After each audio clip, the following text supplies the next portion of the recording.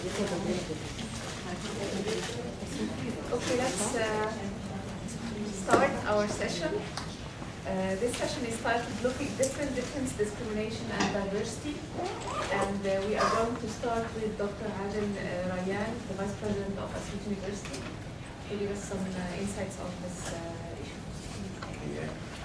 I'm glad to be with you for the second time here in ISS.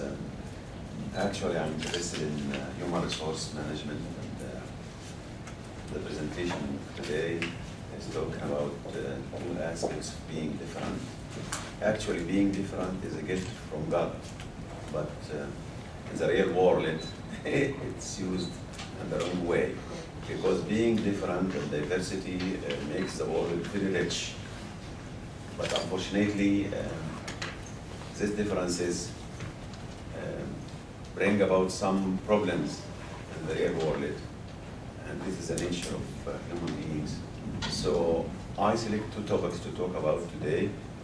First is working children, and second is sexual harassment in Egypt as a case study. Okay. Can I use this?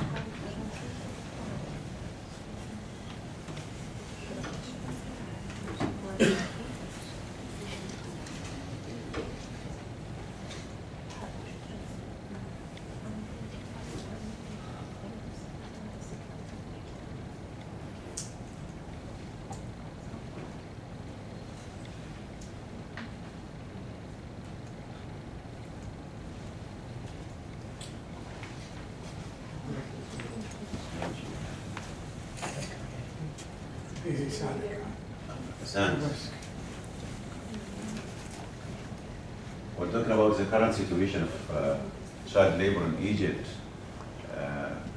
We have some refugee children who work in Egypt in household and some of them in home services and the hotels. But we haven't accurate statistics about the working children from refugee sectors. So I talk about the Egyptian children actually. And as Dr. Rayyan said yesterday, that in Egypt we have poor conditions for children and women. So as a country that receives refugees, the refugees will suffer the same or share us the same problems we have.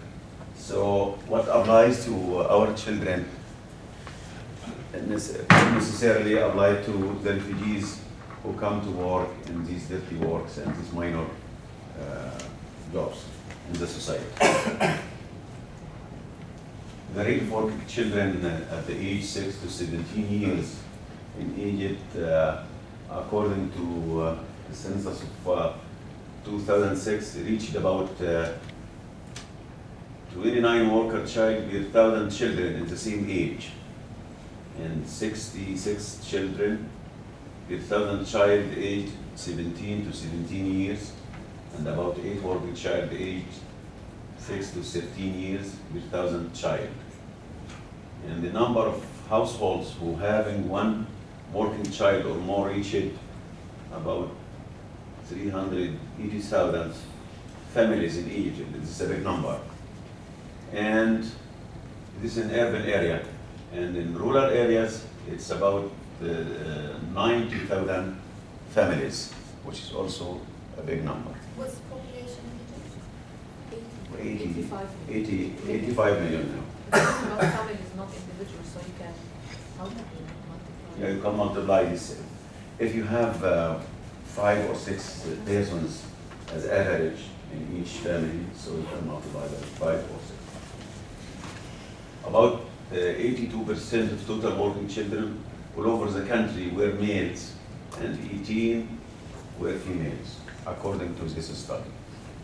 More than 3/4 of working children were in rural areas and 23% in urban areas. About 50% of total child labor in Egypt was in Upper Egypt, because of this area where we are coming from is less developed compared to Cairo and urban cities like Alexandria and northern part of Egypt. where the capital is located in the north, usually you find labor opportunities and jobs are available compared to the upper Egypt area in the southern part of Egypt. 10% of total workers' children were in Minya, which is located also in upper Egypt. And in Beni Suef also it's 9.4%, which is also in upper Egypt area. About 88% of working children were paid workers, and 89 of them are females. And 80, there's something wrong here in the statistics. Yeah, because this complete this one. 52% of total workers in Egypt are illiterate. And these statistics give us the impression that we have a problem in education. We have also a problem in the standard of living, where poverty, as Dr. Ala said yesterday, it's about 23% of the total population are poor.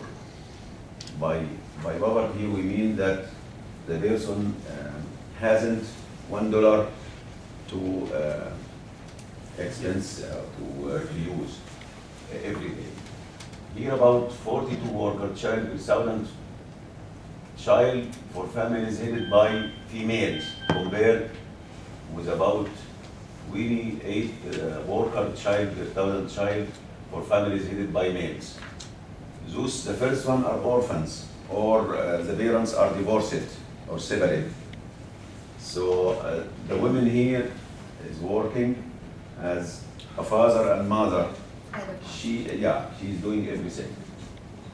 About 78% of total working children for illiterate heads of families, and 12% for read and write heads of families. Also about 74% of total working children of the heads of families who work in private sector, and this percentage was much higher for the households heads by families than females. Also about 26% of the total working children were using toilet connected with central drainage network, and about 43% of total workers live in an apartment, and this percentage was higher among male children compared with females. About 36% of working children were to families located in lowest wealth index, slums you see in these places. The recommendation for working children is to support of compulsory education, the basic education in the elementary and preparatory schools. The percentage is good. If you look at statistics, about more than 90% are joining schools. But the problem is that some of them usually leave the school early in the 5th or the 4th grade. They leave the school early.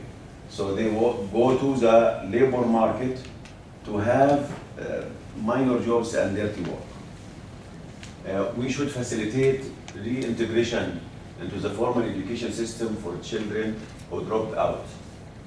Also, we need to support of small and micro enterprises as an alternative income for families with child labor. And this, some councils and agencies are working on this in Egypt. We need to intensify awareness of media to know about the risks of the child labor for the family and employer and the children themselves. We need also to activate the role of labor inspectors. Labor inspectors are affiliated to the Ministry of Labor.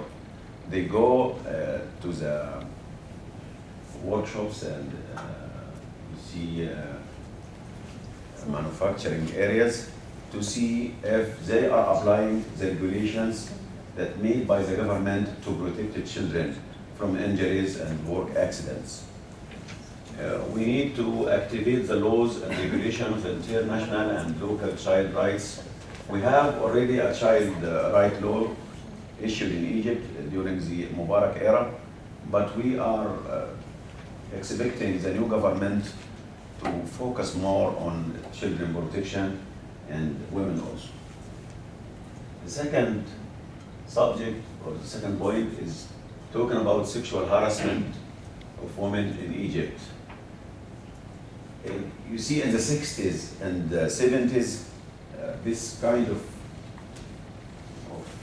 issue is called mu'akasa in Arabic. That just annoying or bothering the lady in the street, telling her some sweet words, you see, something like this. And it's taken as fun. But you see, by the end of 90s and beginning of, you see, 2000s and up to now, this phenomena is increased and it reached its high level after the revolution. So women are exposed and experiencing verbal or physical harassment every day. Here, actually it started in 206, where a crowd of women fell prey to sexual predators in a gathering in Cairo, in Eid occasion. You know, the Eid is festival in Muslim religion, you see, Eid Fitr and Eid Adha, you see, where families go out for shopping and to go, you see, for fun, and some people, some young people gathering and start annoying the ladies. In 2008, a study by the Egyptian Center for Women's Rights found that 80% of Egyptian women have experienced sexual harassment. Also this year in September, the same center conducted a study on a sample of 3,000 ladies who agreed to participate in this study. It showed that 84% of foreign women who live in Cairo are exposed to sexual harassment, and 75% of Egyptian women have experienced sexual harassment. Actually, some of the researchers said that it goes, this phenomena goes to, they rely on the ladies, the victim, that they are wearing some, you see, clothes or dress that imitate, you see, the predator to harass the lady.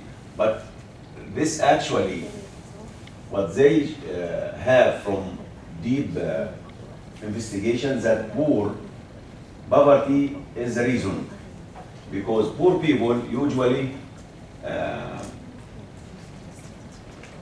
try to annoy the others. You see, they have some anger inside themselves. You see, they full of anger and against the society, and they blow up this anger on the victims. Also, we have a lack of security. Okay, the policemen turn a blind eye, especially after the revolution of 25th of January, where you see the police humiliated and attacked by the rebels and the revolutionists. They gave a blind eye on this. The lack of legal penalties. There is a penalties regarding this, but it's very, very soft. You see, we should be a little bit aggressive with those people who harass women. The recommendations I have here is, there is some awareness started with the Facebook groups and the YouTube groups. Those people, young students, they start a campaign. And this campaign also goes from the internet to the street, raising banners, condemning this issue, and also social media and films like 6, 7, 8. This movie talks about 3 women, 3 victims from 3 different classes exposed to sexual harassment, and they were telling their stories. So this kind of movies raise the awareness of such phenomena. There is a need to more protection by the police also. Penalties are needed to deter the harassers. Social tolerance with harassment cases is still the root case. Actually, the Egyptian society is a little tolerant with people. When they have something, they just, okay, just go. And they separate the victim from, you see, the attacker, and that's it. We need some awareness. We shouldn't be tolerant with those who are harassing women. NGOs are required to raise the awareness of the problem and support the effort made by the government. شكرا دكتور.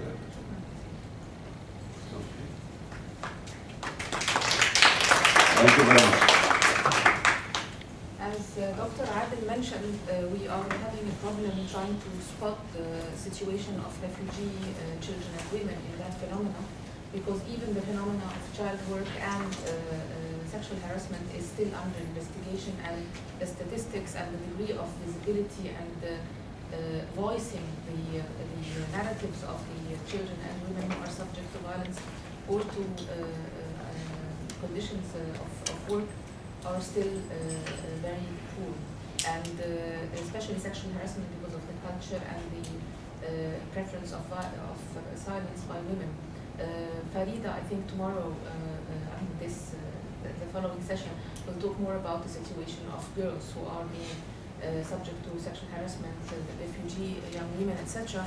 The positioning of the issue of child work and sexual harassment on the platform or on the map of refugees in Egypt is actually very important, and I think that more narratives have to come to the surface, because ethnographic research in this domain is important, and formal statistics are non-existent basically. I call Ines Ulaymat, assistant professor at the Hashemite University in Jordan, to present her presentation on disability as a difference in Jordan. Disability as a difference in Jordan. A disabled child, each child infected with total of partial fail in a stable manner as in any of the senses or physical, psychological, or mental abilities to the extent to which limit the possibility of learning, rehabilitation, or work in a way that doesn't allow him to meet the requirement of normal life. Discrimination on the basis of disability, every limit, restriction, or exclusion, or revocation of or denial of any of the rights or freedoms of person with a disability. So can I is that a translation from the Arabic? Okay. Is that definition of disability a translation from Arabic? Disability? It's the definition.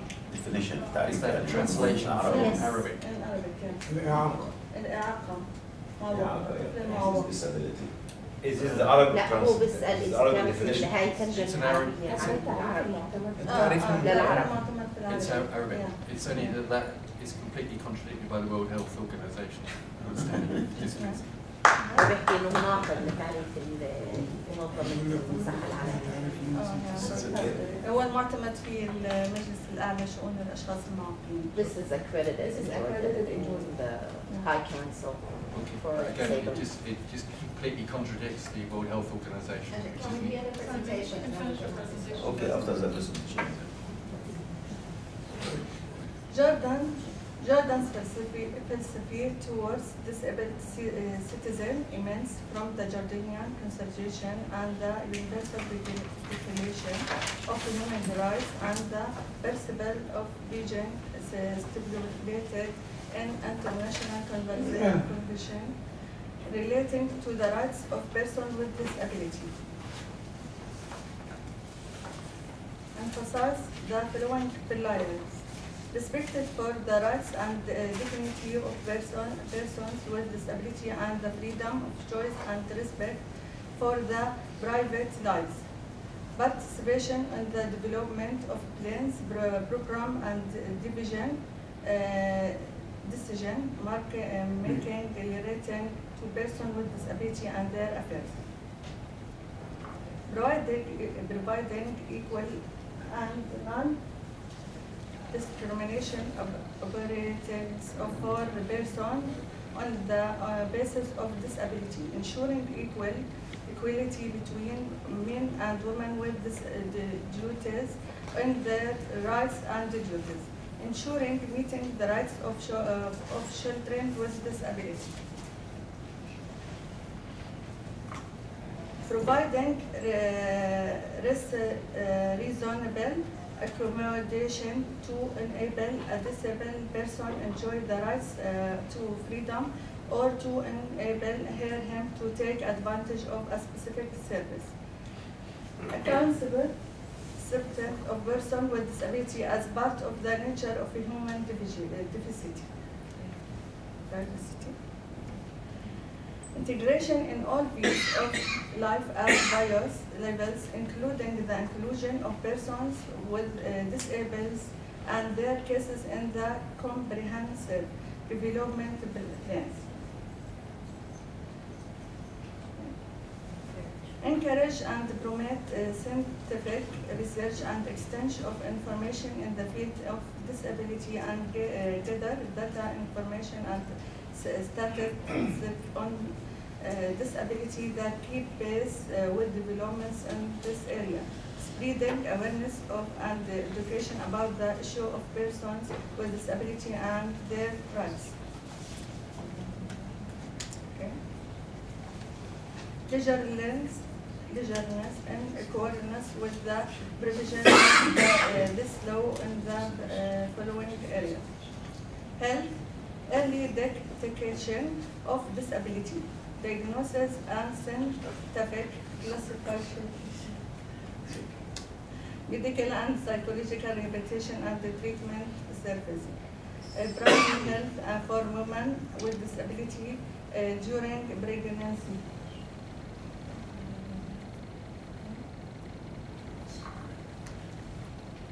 Environmental facilities code application for the requirement of natural conservation for the disabled.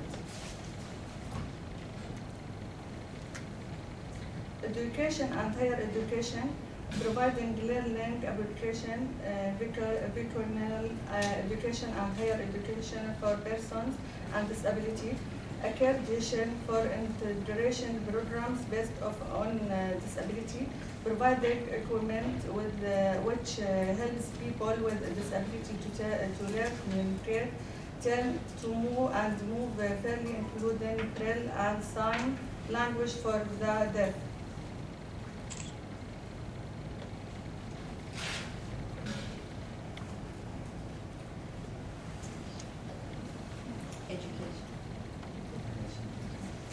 Providing educational diagnosis within the overall stream diagnosis to determine the nature of the disability, the preparation of the technical personnel qualified to deal with this student with disability, providing a program in the field of counseling, outreach, and education the student and their families.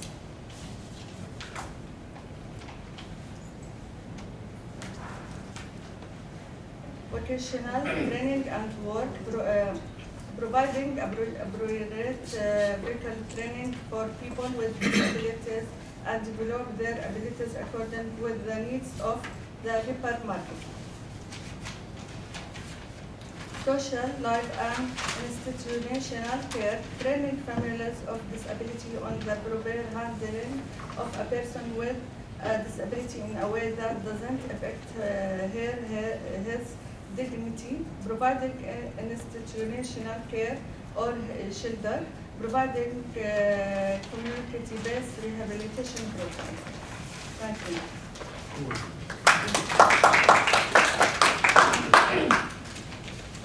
Are these, may I ask, are these, sort of to ask you to comment on in a minute, are these same services and rights provided for the immigrants as well in Jordan? And do they have access to the same facilities without discrimination? Yes. Yeah. So they have access to the same services? تسألك إذا كانت نفس السيرفيسز المقدمة. ما هي نفس القانون. Okay, so the law gives the immigrants the same rights to access the same services. Thank you very much. How much of it is real? Okay, how much is يعني على الواقع. كم مطبق على الواقع هيك؟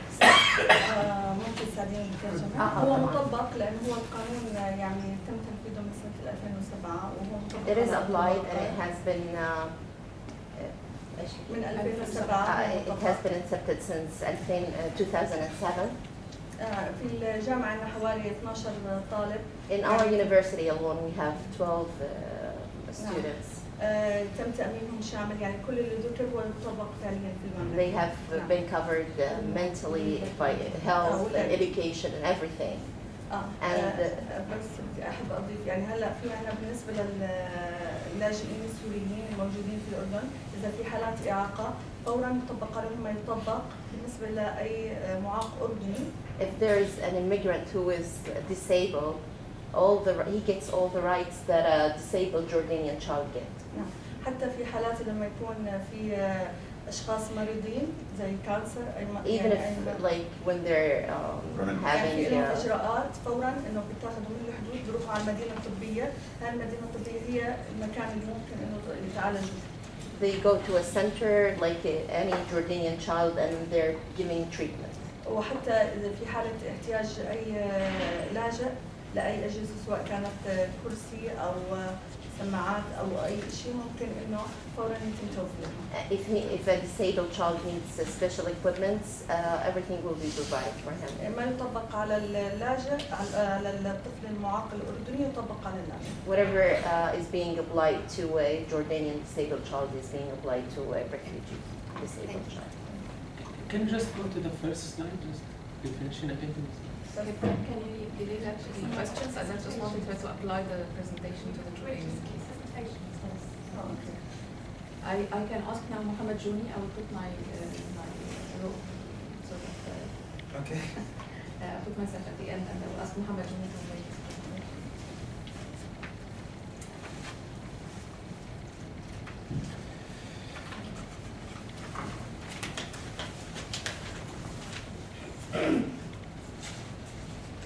Okay, first of all, thank you very much for the possibility to speak here in this workshop and to take part in this exchange. I am Mohammed Jouni. I am from Berlin, where I lived since 1999 with my family, but I was born in Lebanon.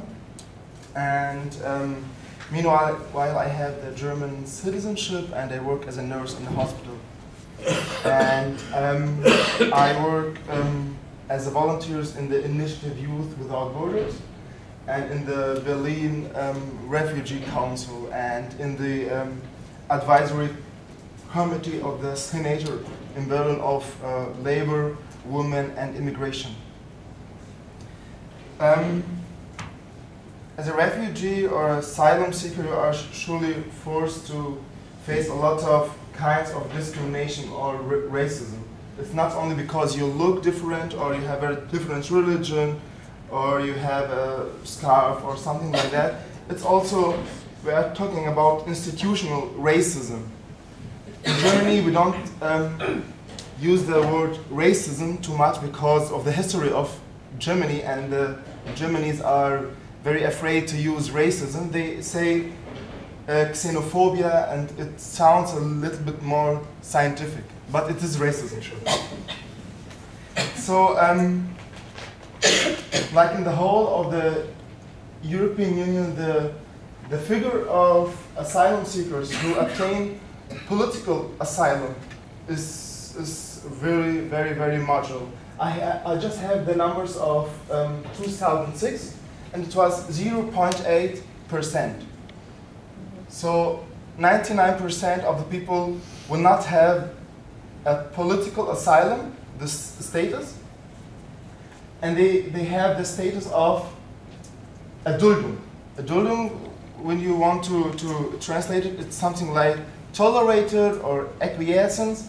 So it is just the temporary suspension of deportation. So you must be deportated, but the authorities don't have a passport, or you are too ill, or you are pregnant, and so they will give you the status, maybe for 1 week, for 2 weeks, for a few days, or maybe for 15 years. So in this time you are tolerated, and you have to live.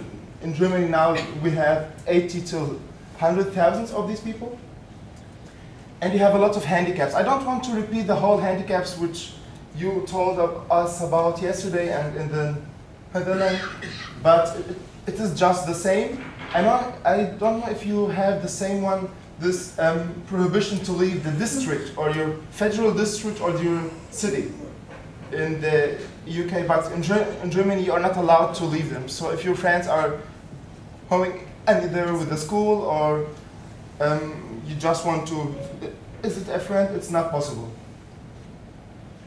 And you have reduced social benefits, and in a lot of districts you will not have cash money, you will have coupons which you can use to buy some foods or clothing or something like that. And this status is always extended for a maximum of 6 months. But a lot of times the authorities, when they want to get you out of the country, they give you just for 1 day or for 1 week. So you have every day to go to the authorities, and you will be afraid if you can stay here or if you have to leave the country. And this is especially for young people or for children very bad, because you cannot develop a long-term perspective. You cannot plan your life, what you want to go, if you want to make a stage or if you want to make a training or to study or a course.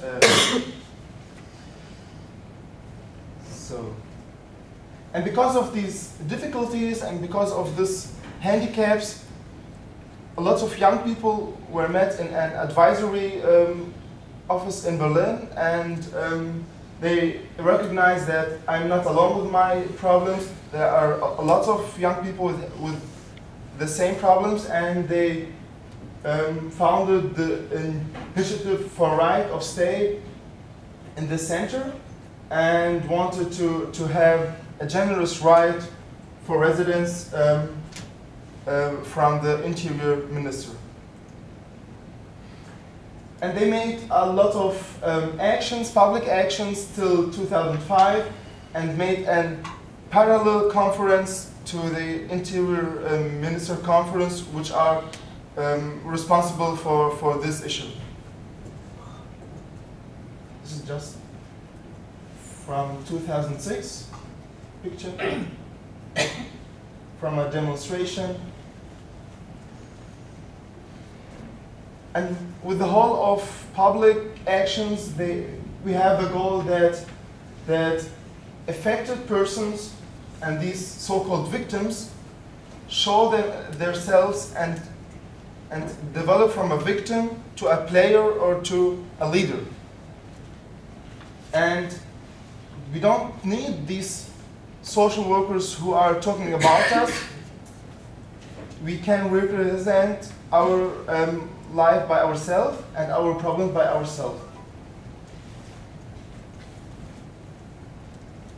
You talked yesterday about the Convention of Children's Rights in Egypt is convented, is ratified, sorry? Yes. With a reservation for children of refugees and migrants. In Germany, we have the same problem. 2 years ago, the government changed this reservation and take it, but on the same day, they said it will not have any practical changes. So you could be deported with 16 years old, and you have to make the whole asylum procedure by yourself. And one of the most important points is that you cannot, we don't have in Germany an uniform educational system. It depends from the federal or from the district you live. And in a lot of districts you are not allowed to go to school or you are not allowed to go to the university.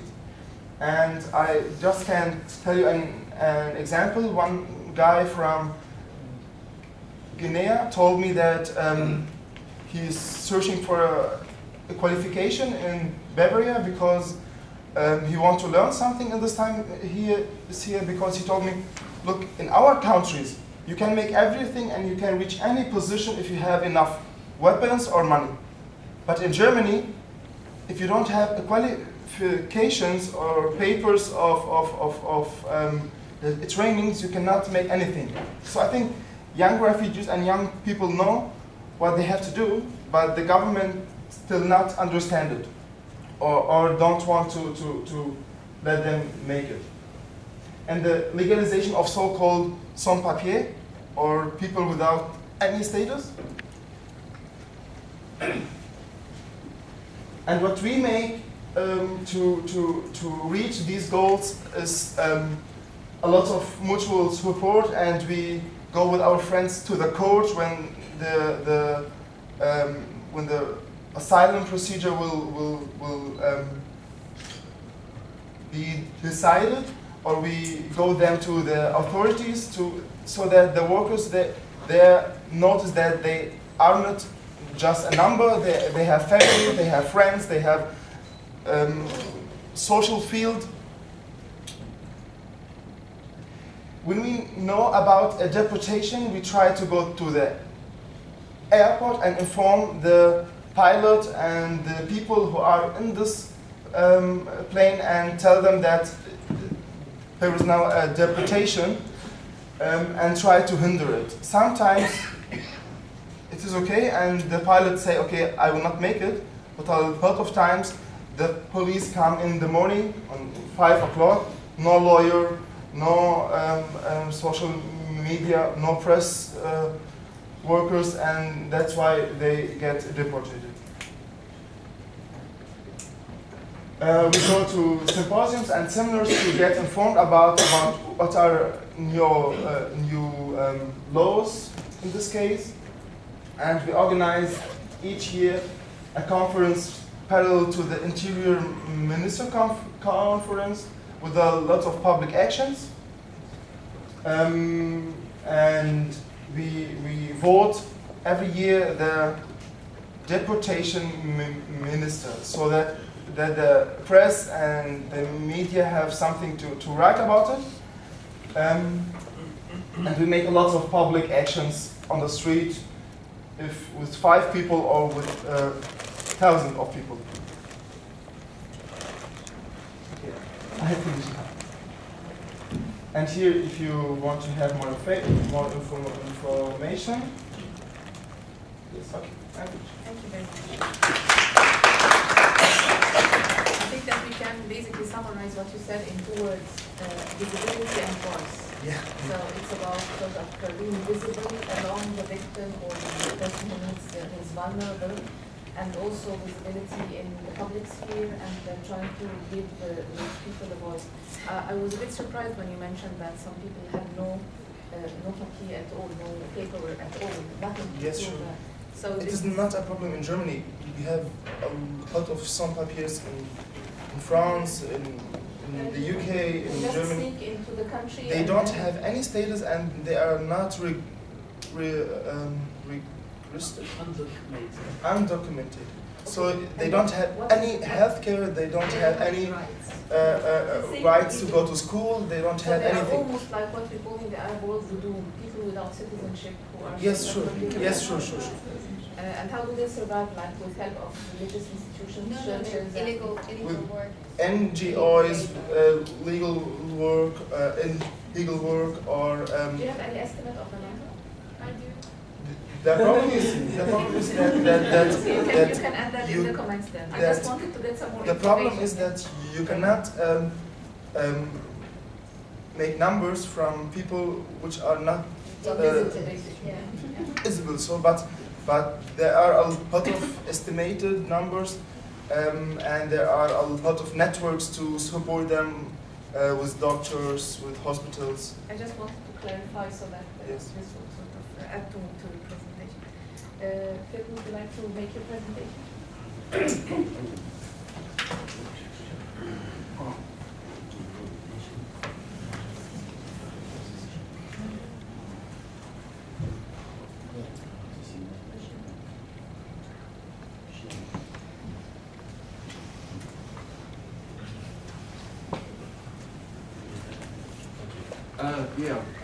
Hi. Just very briefly, I've described myself here as an academic nomad. Do you have any papers with you? You are no one. You don't have any papers with you. Undocumented. I was going to take academic out. There is a tradition in Australia, it's called grey nomads. When they retire, they get a camper. And they drive anti-clockwise around Australia, which takes them about 3 years. And then when they get back again, they turn around and go back the other way. We own a camper, we have a VW camper, so my great ambition in life is to become a grey nomad around Europe. But at the moment, as part of my nomadic existence, I'm employed by the European project in Turkey, working with the Ministry of Education to, quote, transform inclusive education for young people with disabilities in Turkey. With respect to my colleague from Jordan, please come to Turkey, because if it's happening in Jordan, it would be very helpful to come and transform Turkey, because the problems I face are enormous. And trying to change the system at a ministerial level is incredibly complex. But as I'm kind of this academic national nomadism, when I get into problems and try to move towards solutions, then what I tend to do is think. If I can understand the problem, it's a very philosophical basis, but if I can understand the problem, then solutions can emerge. So what I'd like to share with you is this issue around difference, diversity, and the challenge in terms of the way my brain thinks. So please, bear with me, this might be slightly different. If we think about this concept of difference, then there's a series of kind of issues or discourses involved with this. And it's not a simple definition. We have a noun in English called difference, which seems to suggest that it means something. But if you unpack difference, you end up with these things. Difference impacts on philosophy. There's a whole philosophical discipline called philosophy of difference, Deleuze and Guattari. There are different ways of understanding this in terms of how people talk about it. It has histories, it has geographies, it's concerned with the idea of majority and minorities. It's tied up in language. It's tied up in the language of rights, which then lead into notional policies and education. So trying to understand this kind of complexity is, you end up with a concept. Welcome to difference. And what I've tried to do here is to break this down. This was actually trying to write a paper. I thought I better write a paper for this, because I'm coming to this eminent conference, and there are going to be distinguished people from around the world working in this area, so I really ought to come prepared. And I started to write this about a month ago, and I got as far as this and then gave up. If anybody would like to see what I've written, it's like about 30 pages long, and it's kind of rambling, so I thought. Each one of these boxes, in terms of what I used to do as an academic, is a 30-hour undergraduate program, which represents 400 hours of study. So the idea that I can do this in 10 minutes, please bear with me. So I got interested in the kind of idea, and because my background's in linguistics, and I got interested in the language. Is a child an object of a relationship? My children are 30 and 32 years old. They are my children, and they will be my children until I die. And I am their father, so child, in respect of my two children, is embedded in their relationship with me as their father. So why don't we think about children in terms of their relationships? And if we're talking about difference, diversity, dislocation, then it's not about the child, but it's in the dislocation of the relationships that they enjoy. Those relationships are embedded in tribes, clans, minorities, in terms of an understanding of who people are. We have a concept of migrant, and we were talking about this over coffee. A migrant, birds migrate. Every year they get up and they fly away somewhere. Human beings are immigrants. They are coming from somewhere to somewhere else. They are coming from outside to inside. And as somebody who lives inside, an immigrant is somebody who is coming into my space. If I emigrate, it is going from my space to somebody else's space. So the kind of idea of immigrants to emigrants is about a space and a location and a distance and a direction. I am a refugee on a Friday night. I have a curry, I watch a crap video, and I drink a bottle of wine on a Friday night, because that's my refuge. So on a Friday night, I become a refugee because I withdraw into my social space and I go home and I close the door. So that all of the pressures about work and about organisation and life and everything, I close the door. Does that make me a refugee in a political sense? Children are refugees because they are kind of given a status because of the breakdown in relationships that they need a place of safety. For normal people who are not in this basis, then places of safety are something personal and based in these ideas of relationships. If the relationships break down, people need a place of safety that can be provided by somebody else. Asylum seekers. There is a verb in there, to seek asylum. So what does that mean in terms of an understanding? And a kind of notion of nomad. So migrants, immigrants, emigrants, asylum seekers, refugees are people who move. And they are constantly on the move. And these kind of understandings have become tied up with understandings about dispossession, oppression, victimization, alienation, violence, dislocation. These are all nouns. They've got ION on the end, they come from Latin. But they all relate to verbs in terms of people's actions about other people's actions towards these people who move. If we kind of understand it in terms of relationship and breakdown, then maybe that gives us opportunity. I was totally intrigued by this one. It's the Ottoman Empire in 1580, which is the yellow bit. If you look at this in 1580, then magically all of the posts of the Arab Spring, dislocation through Iraq, the whole of the war, Israel, Jordan, coming into Turkey, into the Balkans. But with the disruption of the Ottoman Empire in 1922, when it finally collapsed, it's left a legacy of total disruption in this part of the world in terms of people and understanding and a collapse in political systems.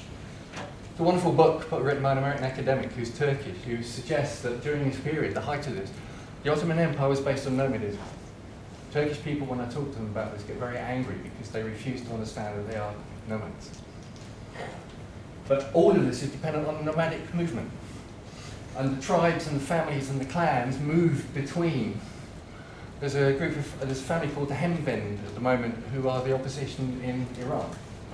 The Taliban were a family that started off in Western Anatolia and moved east and are now fighting the Americans in Afghanistan. The Taliban family as a clan, as a tribe, been in existence about 1,500 years. So the kind of understanding that this empire was based on nomadism, when it collapsed, barriers came up. People cannot move. This is a trade route from Byzantium in the 800, and if you kind of look at the routes, then there were no aeroplanes in 800. So these routes follow the land routes, they follow the sea routes. 1478, sea route. If you look at the big dots, then these are all of the ports of entry on illegal immigrants and asylum seekers in every place within Europe in terms of the movement. When asylum seekers and refugees appear in London, they follow the trade route and they end up in Dover. They were in Dover in 1450. But in 1450, these people were not called asylum seekers or refugees. They were called merchants or traders. These trade routes, when they were followed, were generally by caravans. When the trade routes moved, there were whole families, there were whole clans, nomadic clans who moved. Women, children, animals, trade, commerce, they followed the routes. What happened post-Ottoman? I'll come back to some information. This is from Finland. And it's a very long quote, I won't go into this, but the kind of bit on the bottom of this is saying, we will take individual men to come and work, but we won't take their families. Because the families are a burden on the welfare state in Finland. So the immigration laws will allow an economic migrant, but they won't allow the family to come. So the family stay at home. What are they supposed to do without their breadwinners? So this is built into this kind of process of the barriers that come up under the trade agreements through the anti-migration, anti-nomadic understandings, put barriers under the old system of trade and open trade with families, now it's individual people. The system creates this idea of dependencies and migration. Let me go backwards.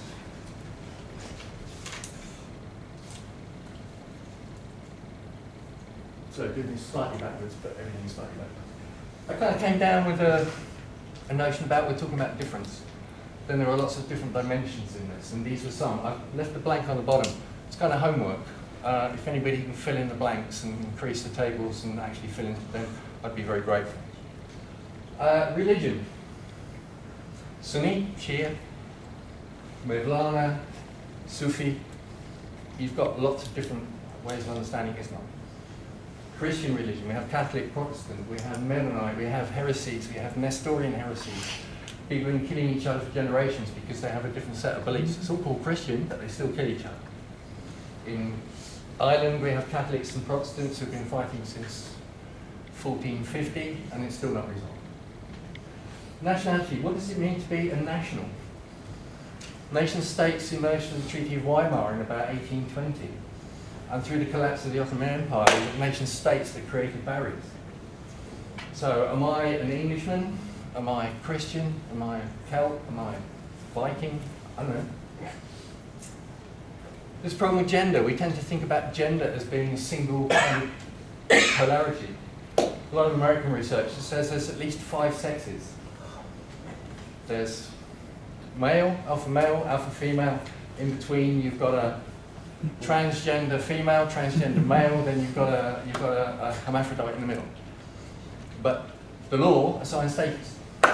You are either male or female. But somewhere in between there, you don't have anything. So when I'm feeling good, my female side takes over, become much more feminine. But as far as I can tell, I know it's a theory. Gender in the world, in related to this idea of difference, is based on menstruation, because as soon as girls start to menstruate, they become women. And once they become women, generally in the world, they become commodities. So at which point, right across this, then you've got a whole kind of issue about kind of social construction of gender. Clans, families, how do they understand the child? In Turkey and Mongolia, the child is left to run free until about 7.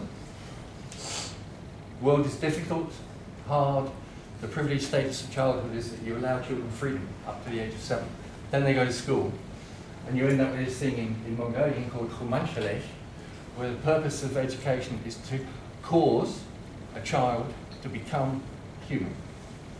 Khuman in Mongolian was bequeathed to the world, it's the word human.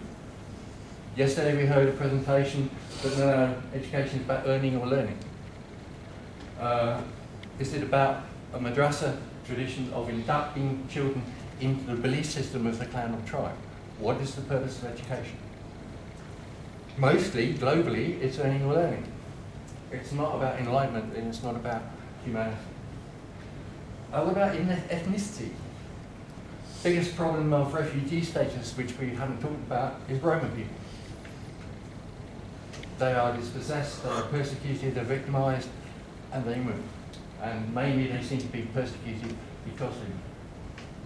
We have languages. I was intrigued by our first speaker to say, you know, with the sexual harassment, it's about these people are not literate. We've only had literacy for about 2,500 years. We've been on the planet about 1.5 million years. So what did we do in the other 1.4 whatever before we invented writing? People are oral. They speak to each other. They talk about life. If you talk to people in Kurdistan or Kurdish Turkey, they will tell you about the fact that their great-great-great-grandparents negotiated treaties with the Sultan about their land rights. You talk to Aboriginal people in Australia, they will talk to you about 8 generations about they negotiated land rights. I don't even know who my grandfather was. So my family, my clan, my tribe is completely dislocated from its past because I have no stories about my family. Literacy is a red herring. This is about stories and people's stories. Again, if anybody would like to fill in some of these gaps, I'd be very grateful. We have a problem with borders. Are these open or closed? Why are people put in camps? We call them refugee camps. Why don't we call them concentration camps? Concentration camps in English have got a huge, huge, powerful motive because it's concerned with fascism and killing people. But we don't put people in concentration camps, we put them in refugee camps because that's humanitarian and beneficial. But it's still a camp. Arbeit macht frei. Is that what we're doing? Earning and learning. Through work, you can become one of us. If you work, you're one of us. If you don't work, you're not one of us. And we put you in camps. And we don't give you papers. Because you become sans papier. Because you haven't got an identity, because I haven't given you an identity, because I haven't given you it. We spent a lot of time in the old days under Ottoman, you want to move, the Sultan would give people land and water and grazing rights. We give people aid. We put them in tents. The photograph, or the pictures yesterday of the YouTube with the refugee camp in Turkey, where did the tents come from? These people were living in these wonderful tents in this place in the middle of nowhere. Where did the tents come from? Something about a company or an NGO or somebody buying equipment. The professionalisation of pity is the kind of understanding that it is now a business. NGOs have to produce balance sheets and accounts and account for their money. Somebody somewhere is producing tents for people and making, there is a tripod somewhere. What about DPOs? In the disabled world, a DPO is a disabled people's organisation, which is an organisation run by disabled people for disabled people. An NGO is an organisation run by able-bodied people for disabled-bodied people. So where are the DPOs in refugees? Where are the refugee groups who are self-sustaining? So your understanding about the work you're doing in Germany is a DPO. It's a refugee group who's coming together because they are determining what they need, as opposed to the guys and the good guys with the hats determining policy and how people are doing it. Yep. Okay. 2 seconds. On that one. So, before we kind of think about this, before we cast them out, then let's take a plank out from our own eyes in terms of understanding what we're trying to do here. If we don't learn from history, we repeat it. We've explored what we mean by them, and we. The we and them is the barrier, is the difference. You are different from me, you are different to me. Or is it a we, where there's no difference? Or there's we, and there's the them. So you're different, because we're the good guys. So we are okay, you are somehow strange. National laws are drafted by somebody. Somebody writes a law. And even Hollywood stars get divorced after they tell everybody they love each other. Get real, think, go back, go. Sorry guys, briefly. YouTube's open to interpretation. The stuff that we saw yesterday is disputed in Turkey because it's CIA propaganda. So the Turkish authorities see that footage and they say, no, this is propaganda, guys. It's nothing to do with us. I don't know. I've got no idea. I'm not Rupert Murdoch. Our economies in the West are in deep, deep trouble. The banks collapsed in 2008. So why should we bother about minorities? More importantly, why should we worry about somebody else's children? What is the ethical pronouncement on governments to say we actually need to do something for children? We are 60 people. Where's the other 4.8 million people in Den Haag? Why aren't they in here? Do they care? Do we out them? We? Us? I don't know. Professionalisation of pity, is that what we're doing? Young man was arrested in Istanbul as a street child, and everybody said, it's a street child. Poor lad, we need to look after him. He was plucked by the police. Then they found he got a bank account of 30,000 euro, and when they said, where do you get the money from? He was stealing carpets and selling them to tourists. Street child? Or budding entrepreneur? Concentration camp survivors. During the Second World War, a lot of Jewish people survived the concentration camps. So why did they set up the Shatila camp in Palestine to imprison Palestinians in the concentration lager that they experienced in Poland 10 years previously on the basis that they imprisoned Palestinians? They didn't set up Shatila. Shatila was set up in Lebanon. It wasn't set up by the Israel. There was. It's true. Yeah, okay. But there's a lot of other camps inside Palestine. Yeah, but it was That's set not up by the necessarily Israelis. true. They were set up by the UN. They were set up by the American Friends. Why? No, I'm not saying Israel is not No. guilty, but at least get our facts straight. Shatila was not set up by Israel, and it's not in Sure. Israel. It's in Lebanon. It was set up by Lebanon. I am having gone diatribe. I am with a person. I met Dortelek. His family were rich nomads. They lost their animals in a drought. Their gear bent down. Their family home disappeared. They became penniless. They arrived in their local community. The rest of the community came together and they gave them a gear. They gave them somewhere to live. They gave them food. They shared their animals with them. I appeared. Dortelek had gone into Nadam, ride horses to bet so that the family could actually earn some money. He fell off the horse and broke his back and his legs and his arms. So I met him when he was totally disabled, destitute.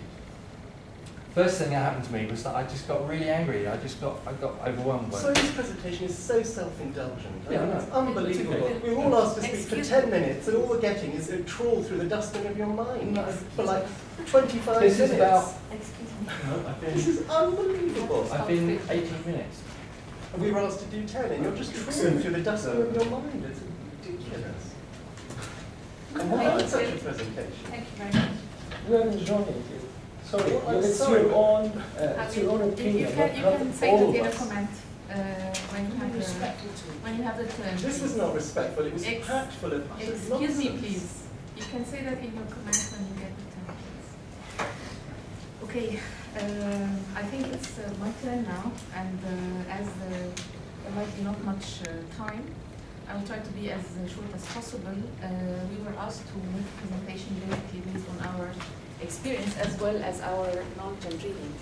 So my story is that I'm a political theorist, and I also happen to be part of some social work related to refugees since 2005 in Egypt as a volunteer, not as someone who is professional social worker. And my work in the academia is on citizenship. So I've always been thinking about the issue of citizenship and location of identity and global citizenship, multicultural citizenship. So the issue of citizenship in terms of time and space and self and identity has been my academic specialty. But also I've been trying to understand the world via participating in social and political activism. So I realized how far some of the things that Phil mentioned are very true, that we have to think in terms of humanity, not in terms of humanitarian work only, because unless we convince people that the space is not only theirs, but can be shared by others, and that wealth is not only theirs, but they have to accommodate those who are in need, and that this is a situation everybody can find himself in, either by a religious discourse or by a humanistic discourse, not humanitarian, but rather humanist discourse, it will be very difficult to deal with such issues. We have two problems actually, and I will divide my very short presentation in two bits. The first one is related to the notion of the state and statelessness when we talk about refugees and dislocation, and the other one is about society and civility. So when we come to political science literature and the rising interest in globalization, the works by Sheila bin Habib and Saskia Sassen and other names in terms of political theory, where I come from, we have been very much into thinking and looking at the notion of space. And we face a problem in political theory that is the problem of methodological nationalism. And we think in terms of the state. We're not only faced by the state as a political entity, but we are thinking in terms of the state. And this thinking and this imagination affects very much how we place or see displaced people. And this territoriality is very important in building actually and constructing the notion of citizenship. And here comes the question, what if a person is not a citizen? What he is displaced? Do the rights fall on him as a human being, as a person who is entitled to a basic dignity, or does he have to sort of fit somewhere and get the papers and be accommodated as a sort of stateless, temporary sort of resident? So he's not actually a citizen till he goes back or he is accepted as a citizen somewhere else. So this temporality, time-wise, I mean Heideggerian-wise, temporality of the situation of refugees and dislocated people is actually also very sensitive. And how can I, as a human being or as a political scientist, reflect about the notion of identity? Identity is assumed to be built on an affiliation with the space and the community and an understanding of the world and of the self. How far does the deterritorialization of the human existence affect their dignity as well as affect their status and also affect their identity? And I think this is a problem because in the case of Egypt, where I come from, people come and pass by and the government does not give them too much of rights, even if conventions and treaties have been signed, assuming that they are here for some time. But even if I'm staying here for a day, I have the right to services, I have the right to schooling, I have the right to protection, I have the right to many things, and nobody's actually in charge of that except few NGOs and the office of the UN sort of respective agencies. and the day might extend to become 5 years. And we have been, or personally, I have been very shocked when a group of Sudanese were taking over or actually turned into an Occupy movement in Mohandesin about 5 years ago. And on a Friday night, they were actually attacked by the police, and the place was cleared. And some children and women who were in the tents in that very sort of upper middle class neighborhood were injured. Some cases of death have been reported. And the next day, people were just cleaning the square. Next day, at 12 o'clock, people were praying on the street, as if the 12 hours that were before that did not relate to them. This is something that was between the refugees and the police, and now 2 hours later, the place was filled with water and cleaned by the municipality personnel, and then at 12 o'clock we had the Juma prayer. And I just could not actually believe what was going on. I couldn't understand that one can actually tolerate that or accept it, not only from a human point of view, but also from a religious point of view. As a Muslim, I couldn't understand how people can do that. And I wouldn't pray on such a territory, actually. On such a space, I wouldn't pray, because this is a space of injustice. So how can we understand that unless we try to unpack modernity and to unpack the notion of the nation state that has actually informed us in our planning and thinking, whether in political terms or humanitarian terms. And I share some of the passion and agony and pain that Phil must have gone through. I understand this sort of, quote unquote, if I can call it so, anarchist passion, you know, that the space is all ours, etc. But we have to face these problems, and I think that political theory has not been helping too much. You know, we have been thinking in terms of globalization. I've been part of a project for 5 years on global civil society, part of the Global Civil Society Yearbook that is published by LSE, and we've been struggling with these notions all the time, the statelessness and the decoupling of political identity and national membership. Eventually, the sociologists tried to help us and give us this category of third place. This is neither your home nor your new home. This is somewhere in between, and refugees and diasporic networks try to sort of situate themselves. You enter into a home, you find all these Buddhist or Hindu gods and icons on the wall, and at the same time when they go out, they try to sort of perfect their own accent to prove that they are part of the American community or Londoner community, etc. And the same with Muslims. You go into the home, you find all these Islamic verses in Arabic calligraphy, etc. But eventually when they come out, they are citizens, and when they go back home during the summer, they are Pakistanis or Hindis or whatever. So this third place actually is also a problem for identity. How can we understand space and place and the relation between individuals and the territory, which actually would make tension about building and understanding notions of identity for children? Because these children are raised to believe that they belong to another community, or they are belonging to a different country, but they are here for a while. Parents in Germany and in Britain, in different cases Turkish and Pakistani, Bengali, Indian, have been convinced that they will go back home one day, but the children don't want to go back home one day. But the rules of the tradition and the codes of conduct are applied to the third space and to the old space. The old space might develop, the third space does not develop, because you want to sort of iconize your own childhood and convince your children that this is how you should become an Hindi or a Pakistani or Persian, Farsi or whatever, Iranian or whatever. So this is a problem. This is one part of the problem. The other part of the problem that I can see that is also derived from modernity, and this is not an anti-modernist approach, this is an amodernist approach. It's trying to go out of modernity and try to think about the structures of the state that it has created, the over-occupation with territory and borders that it has created, not necessarily to go to the nomadic paradigm, but actually to sort of become critical, to open some windows in these walls around us.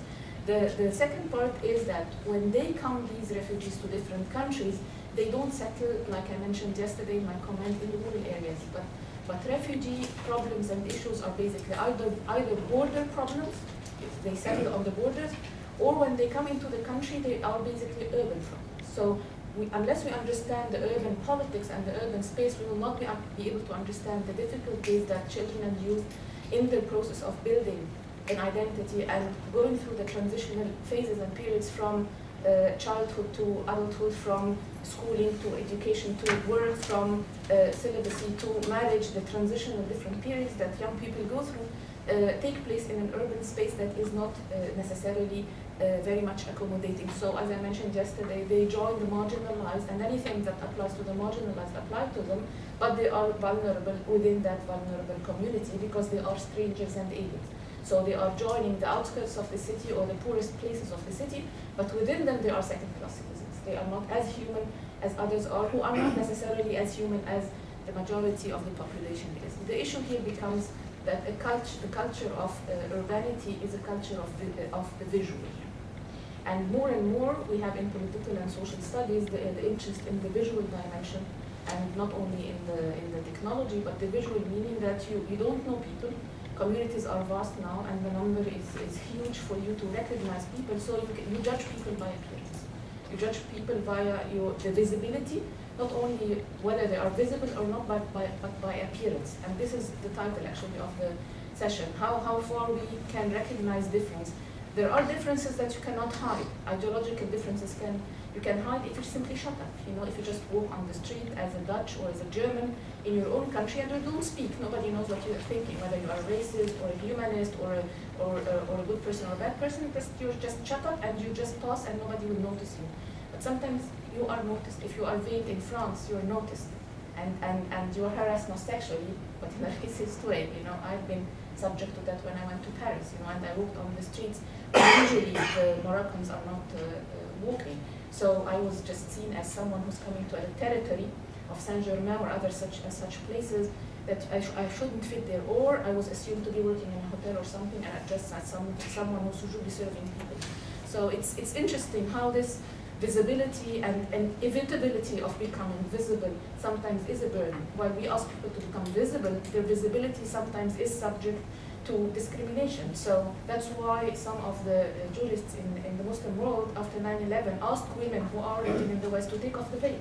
They said, because of your own security and human security comes first before the observance of some religious dimensions of your faith. So take it off so that you become safer, because you might be attacked for that. So this visibility is an issue. How can we make people visible, like Muhammad was mentioning?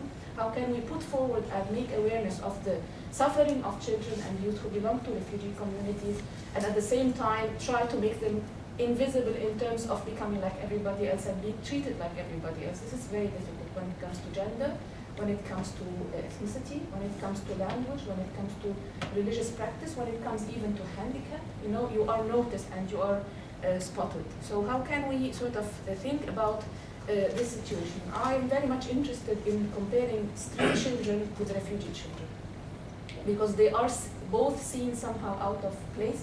They are denied basic rights, and they are classified in the urban territory of citizenship, and they don't enjoy it. Street children who are born and raised on the street as Egyptians don't have IDs. So they are also removed. They are also sort of without papers, and we have the same problem. A refugee might even enjoy more rights according to the sort of care of the different humanitarian forums rather than a child who belongs to the street children. So it's about dislocation, and then we ask the question, what about identity? How can then people in such a mess that was created actually by focus on territorialization, but deterritorialization of many rights, think about their identity, and whether identity should be actually linked to space, or it should be linked to their own individuality and humanity. So I'm a human being before anything, and this is my identity, and then everything else comes later, either whether I am the victim of this displacement or dislocation, or I am someone who's trying to accommodate this dislocation within my own space. So I think though it comes from a political theory background, I think some of the questions that I've been asking myself that apply to different children actually overlap somehow with Phil's concerns, but I've been trying to sort of reflect about them from a different maybe discipline. So I will stop here and open the floor. Thank you for your patience. Is that you can be as focused as possible, as patient as possible, and part of my presentation that I didn't manage to present was about civility. It was about how we can civilize societies, not only guarantee rights. So I hope that we will have some sort of patience regarding difference in our room and space and territory. So yes, please. Yeah, thank you for the difficult chairing situation that you have, and I think we can only have these discussions in a proper environment if we respect the chair of the meeting, and I hope that will continue through the rest of the day. I wanted to make an intervention about there was a discussion about estimates of numbers of undocumented migrants, and you asked if the numbers of people coming through, smuggled through borders, or in actual fact I've been looking at this over the last 20 years and different methods of estimating this residual number, and it's a complete myth that you can ever have a figure. The European Union has figures between 1 million and 13 million at any one time. And the myth about undocumented migrants is that the majority of people come across a border hidden in lorries, or well, that does happen, but actually most people move from one status to another, from semi-documented to documented, back into documented, and we shouldn't make the mistake of accepting uncritically these categories, which are defined by states, to put people into pigeonholes and say, this is, you're now legal, you're now illegal.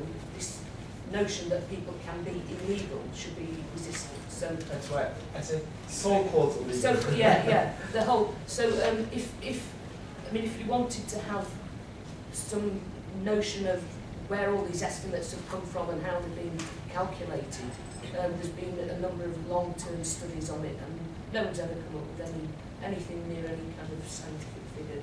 So I don't think we should even try to talk about those figures as being meaningful. Yes. Maybe just if I can add on these comments. So I'm from the Platform for International Cooperation for Undocumented Migrants, and we're based in Brussels. In terms of the figures, I agree that for us as well, people always ask us, can you give us statistics? And it's really hard because obviously if they're undocumented, it's because they haven't registered in a city hall, they haven't been recognized as a citizen. But the figures we work with at the moment is from a study that was done and released in 2008 by the Clandestino Project. And these are the figures now taken on by the FRA, by pressure from the civil society, because as the lady was saying, the EU is estimating up to maybe 10,000 irregular migrants in Europe. So the study revealed that there are roughly between 1.8 and 3 million in Europe, and so those are the figures we're working with now. But I mean, yeah, they're only estimates. But it's just showing the distinction between what the EU is using, what policymakers are using. For example, now in Greece, there have been reports that there are 1 million irregular migrants only in Greece, which obviously, when talking to local organizations, is just a ridiculous number. So it's just to be careful as well with figures. And maybe to complement about who undocumented migrants are. Yeah, they're mostly overstayers, people that had visas but lost them there because their work permits weren't renewed. But compared to the myth, it's not, let's say, black men coming on boats. There's already a minority of the undocumented migrants present in Europe. Thank you. Zafida, please. Thank you very much for your presentation. I wanted to ask more about this third place that you mentioned, and especially for younger children who learn the language easier and they communicate with the host community much easier than their parents. So how much of this third place is shared between children and parents, and how much of it is more for parents and not really for children? Please, Shannon. Thank you also for your very interesting presentation. I'm interested in this notion of visibility versus invisibility, particularly in urban spaces, because from the work that I've done with refugees in urban centers, in urban places, cities, their desire is very much to remain invisible as a mechanism of kind of protecting themselves against discrimination. Yeah. If you're black, you're black. Yeah. But I mean, it means is remaining in particular parts of the city, not leaving those areas, the ghettoization, if you will, of specific parts of capitals. I'm wondering to what extent reversing that is what they want. I mean, I think it has to be a participatory approach in addressing this. Yeah, I think in terms of invisibility, we also need to recognize that states, particularly in Europe, have an interest in maintaining invisibility. It means they don't have to provide services. It also means that young people and others are amenable to exploitation. You don't have to employ them at minimum wage. You can treat them however you like. They have no security of employment, no proper conditions. And you just ignore it, you keep a blind eye and they... Yeah, absolutely. So, when we talk about trying to make people visible, we have to recognize the state has a very strong interest in keeping people invisible. I mean, think about the US, there's 1.9 undocumented children in the US alone who are denied services, who are kept in a state where they can be exploited. One other thing I would say about having respect for dialogue, we also have to respect the instructions to give 10 minutes of talk in order to allow space for us to have a proper discussion. We're going to go on for 20 minutes. We end up, as the situation is now, with 10 minutes left at the end. Yeah, my point is much more general and not related necessarily to this session, but as one of the partners in the project, I think I would really welcome us taking some time just to reflect on what we hope to achieve in these 2 days. Because actually what we've just had is a session on diversity and discrimination. And not just in this session, I have to say across the 2 days, moments of disrespect in a number of different ways amongst colleagues who have come together to debate incredibly important issues for the world's children. We talk about universal rights and universal values for children. And I guess what my concern is, what is our kind of shared purpose here in these 2 days? And really that's what I'd like to take us to. Not the detail of each individual presentation, but actually recognising that we're all different, we all have very different perspectives, we're all bringing things that others may not want to hear. And I think those moments are difficult and they cause emotional anxiety for individuals amongst us. But actually we, our collectively, should be the people who can move beyond that. So, yes, thank you very much. I'm just not sure if you have mentioned the case of Palestinian refugees in Lebanon or not, and the difference between the treatment of Palestinian refugees in Lebanon and in Jordan. For Jordan, I know, I don't like to say I know, but actually it's known that actually 70% of the Jordanian originally from Palestinian background. That's why the Palestinian refugees who exist and still in camps up to now might have better facilities than others, like in Lebanon. In Lebanon, in different camps, they don't have the right to ownership, the right of citizenship, the right of having a driving license and others. This is actually something which is extremely serious. I agree with Phil because we have a lot of things in common. That he wants to change the system in Turkey, I want to change the system in the whole world. So we actually have something in common. We talk about the nomadic movement, which at the time of the Ottoman Empire, which is happening nowadays after the war in Europe and the war in America, it became one huge state. So do we want to bring the Ottoman back to the Middle East again to enjoy the nomadic movement again, like the American or like the European are having now, the European Union or the USA, United States itself? The issue of definitions, okay? We all have definition. Phil was trying to put his geniusness or genuity, what do you call it? Being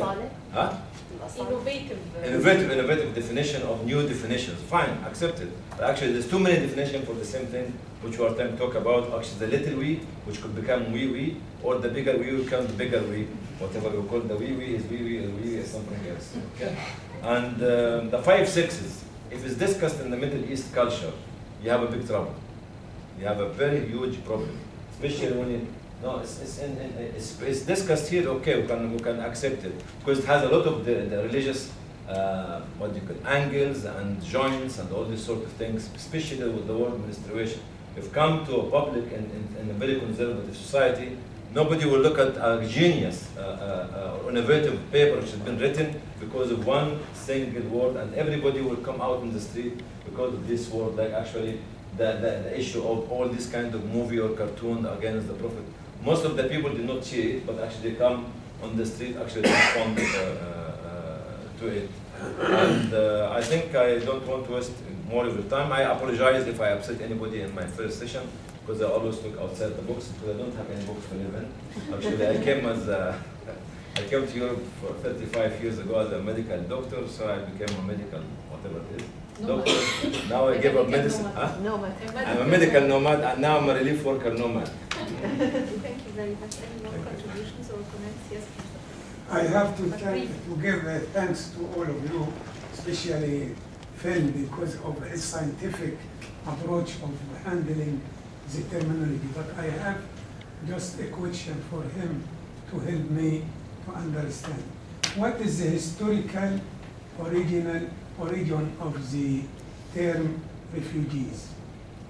And is there a relationship, language relationship, between refuge and refuse? Because maybe refuse or be refused, because the phenomenon is refugees are refused in any place. Even if you go to USA, permit visa, they say there is no right to work, just for something. I am asking about the language origin of the term, because you mentioned many terms and many dimensions within the term itself, and we need to come to agreed upon term who is a refugees. Thank you very much. I will give everyone 1.5 minutes, and I can start with Phil if 1.5 minutes would be fine. I have to be very strict about the 1.5 minutes.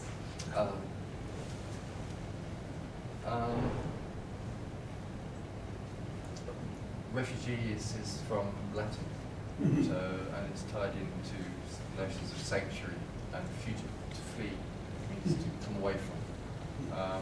So it's based on a religious concept of people who needed places to be safe, and it dates back organised religion, so even before. So it's a very old word, but my understanding of the first coinage of the term was actually in one of the American legal declarations in about 1870, because there were a lot of immigrants to the United States of America during that period, and they brought this idea of refugee status, because it was people who were coming to America not because they wanted to come for work, but because they were fleeing persecution.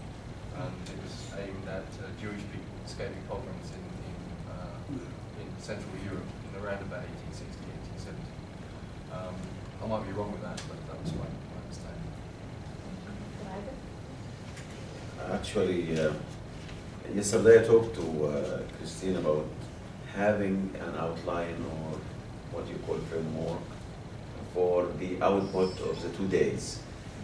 What we have reached to be available, so I agree with Debbie, to have a framework or what we call some points agreed by the audience to be available for the policymakers in Europe or in the Middle East, just to stress some issues in dealing with refugees, with differences, discrimination, child rights, women's rights, and so on.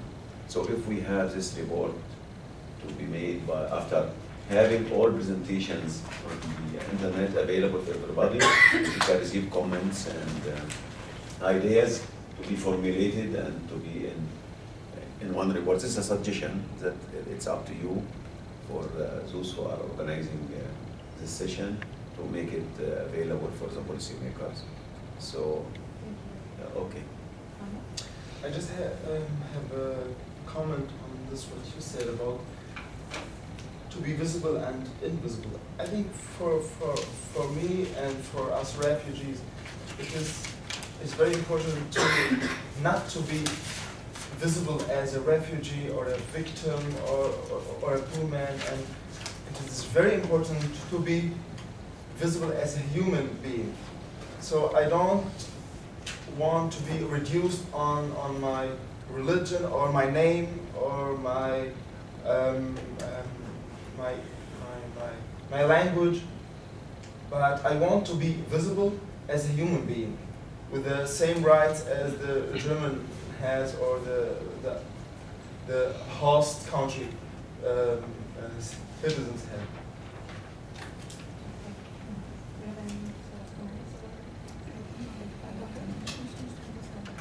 I thought about what result to children in the law, but I hope we need to pay attention to that more.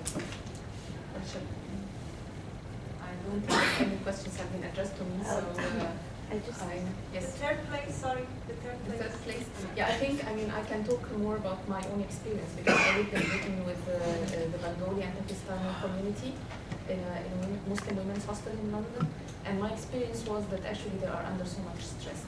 The intersection between the old place they have to go to, usually they marry from their cousins and old family members and they bring them to the UK. There is that sense of burden of the first place. The second place is not all the time very accommodating. Even if they carry the citizenship, they are not accepted all the time because of race or because of veil or because of their upbringing or different reasons. And the third place is not accommodating for them either. And you can see different studies that have been done on Muslim, for example, in the case that I know, maybe Hindu and Iranian and other communities have different experience, is that girls eventually, when they are empowered enough and educated, they leave home. And even when they marry to a cousin who then joins them, basically the marriage is very opportunistic for him to join and have the citizenship of the country, the marriage ends up in divorce. So there is that burden all the time of identity construction, especially with women. With men, it's a bit different. They can be much more tougher in life, you know, but women usually end up in fragments. So my experience is very negative, that it's not about locating your identity completely in the place, second place, or asking you to be completely loyal to the first place, but that the third place is not itself an icon, that it is constructed around passion, respect of tradition, and overlapping identities, rather than becoming like a small icon that you have to enter into and be judged according to commitment to an actually imaginary place as well. So you have here the two imagined communities, the one of Benedict Anderson, which is the nation state, and the other one which is completely constructed by someone who has this nostalgia and who's imposing the traditions that might have ended and changed in the first place. Okay, so it's a very anthropological studies are very interesting. They come down to earth and they touch on people's lives rather than the political theoretical sort of nonsense. Okay, thank you very much for your patience and thank you for everybody. Yes, I'm sorry. I don't have a question. I just have a comment that looking at differences is all a state of mind. And I think we can have a top-down and a bottom-up approaches to dealing with it. In top-down, we can have legislations, policies, and laws and regulations. But in the bottom-up, we can educate ourselves and our children how to identify the shared identity. If I'm a Jordanian talking to a Jordanian, it's okay to position myself as Jordanian. But when I talk to somebody else from a different place, I can talk to him as a human. So it's like flexibility in identity too, but we always focus on a shared identity. Thank you very much. I think we deserve a break.